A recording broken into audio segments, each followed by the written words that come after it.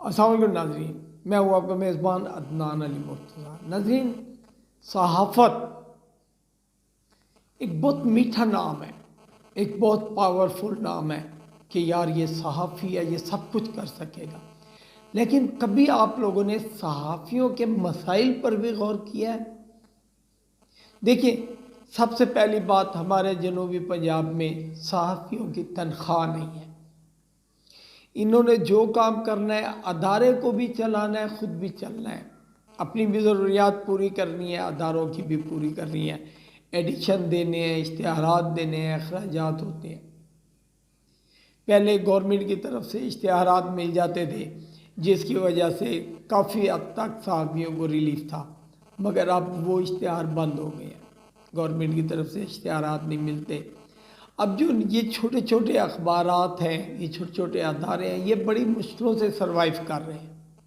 बहरहाल, जब सहाफ़ी, कोई भी बंदा सहाफ़त का कार्ड लेता है ना, तो वो सहाफ़ी बन के वो सोचता है वाह जी वाह, मैं अब जर्नलिस्ट बन गया हूँ, अब मैं जो चाहे करूँगा। मगर आपको पता है हम लोगों के ऊपर कितनी पाबंदी है, खुलकर बात भी नहीं की जा सकती, अपने मसाइल नहीं बताए जा सकते। सफ़ेद पोशी का भरम रखने के लिए सड़कों पे तो निकल आते हैं, सफ़ेद पोशी का भरम भी होता है, लेकिन अंदर की जो हालत है वो हम सहाफ़ियों को भी पता है। मुख्तलिफ़ तंजीमें इस नाम पर तो बनाई जाती हैं कि हम अपने साथ जुड़ने वाले सहाफ़ियों की मदद करेंगे, मगर कहीं नहीं देखा गया कि किसी तंजीम ने अपने साथ जुड़ने वाले सहाफ़ियों की मदद की। शायद किसी ने की भी होगी, अगर कहीं से कोई 4-5 लाख लिया तो 1 लाख दे दिया होगा। बहरहाल ये तो तंजीमों के काम है, उनका मकसद ये होता है कि हमारा नाम हो, हमारा ग्रुप हो, हमें फंडिंग भी हो, सब कुछ भी हो। मगर यहाँ डेरा गाजी खान इन इलाकों में ऐसा कोई मामला भी नहीं है। सहाफ़ी के मसाइल, अब देखें, जब आप थाने में जाएंगे, एक दौर होता था जब किसी की खबर लगती थी ना तो बंदे खुदकुशी कर जाते थे, यार हमारी इंसल्ट हुई है।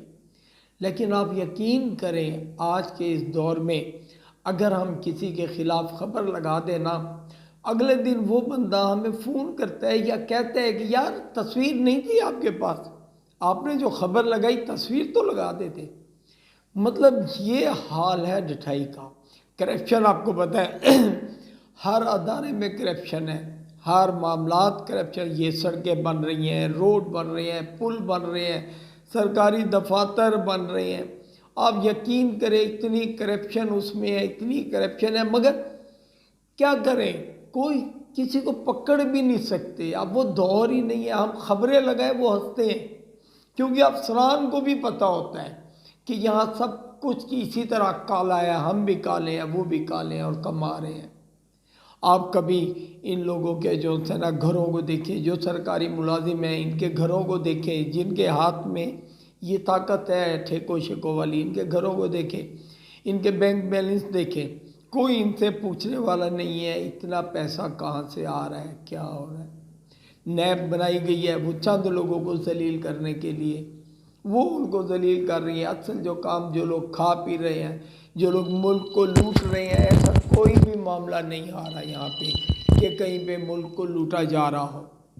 बहरहाल ये सारे निज़ामात, जितनी भी बातें हैं, ये सब तो है सहाफ़ियों की ज़िंदगी के ऊपर कि वो क्या है। लेकिन जब हम सहाफ़ी, हमारा कोई दोस्त हमें देखता है ना तो बड़ा खुश होता है कि यार अब मेरे सारे के सारे मसाइल हल हो जाएंगे, ये आ गया है, ये सहाफ़ी है, इसकी वजह से मेरे सारे मसाइल हल हो जाएंगे।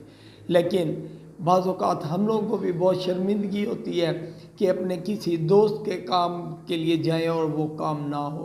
बहरहाल हम सहाफ़ियों के मसाइल आप लोगों को उस वक़्त पता चलेंगे जब आप इस फील्ड में आएंगे या किसी सहाफ़ी से मिलेंगे कि उसकी क्या हालत है, किस तरह वो गुजारा कर रहा है।